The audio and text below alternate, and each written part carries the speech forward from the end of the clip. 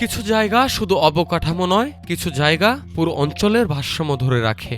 সিরিয়ার উত্তরে একটি বাঁধ এখন নতুন বাস্তবতার সাক্ষী।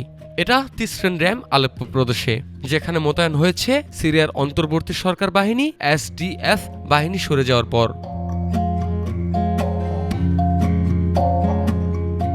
দুই পক্ষের মধ্যে হওয়া এক সমঝোতার পর থেকে সরকারি বাহিনী এই গুরুত্বপূর্ণ এলাকায় অবস্থান নেয়।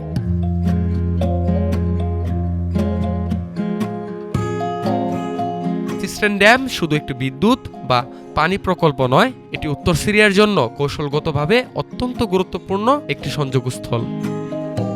সরকারি সূত্র জানায়, এলাকাটি পুরোপুরি নিরাপদ করার পরই বাহিনী মোতায়েন শুরু হয়। একজন প্রতিরক্ষা মন্ত্রণালয়ের সদস্য জানান, قوات الدفاع في وزارة الدفاع اليوم صباحا بالسيطرة الكاملة عليه بعد انسحابات ميليشيات قسد من على السد، وإلى الآن التقدم مستمر باتجاه محاور صرين وعين العرب بإذن الله। আজ সকালে এসডিএফ মিলিশিয়ারা সরে যাওয়ার পর প্রতিরক্ষা মন্ত্রণালয়ের বাহিনী পুরো বাঁধের নিয়ন্ত্রণ নেয়।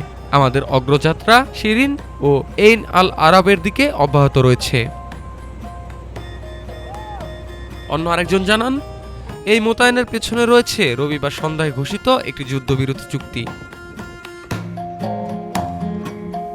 অন্তর্বর্তী প্রেসিডেন্ট আহমেদ আল শারাহ মার্কিন দূত টম ব্যারাকের সঙ্গে বৈঠকের পর এই চুক্তিকে নিরাপত্তা ও স্থিতিশীলতার সুযোগ হিসেবে বর্ণনা করেন। অন্যদিকে এসডিএফ কমান্ডার মাজলুম আবদি জানান, রক্তপাত বন্ধ করা ও বেসামরিক মানুষের জীবন রক্ষার জন্যই এই চুক্তিতে স্বাক্ষর করেছেন।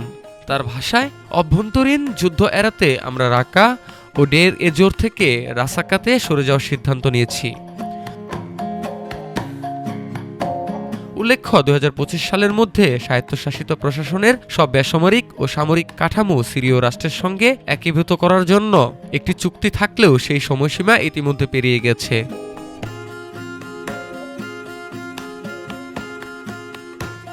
একটি বাঁধের নিয়ন্ত্রণ বদলায়, কিন্তু এর প্রভাব ছড়িয়ে পড়ে বহুদূর।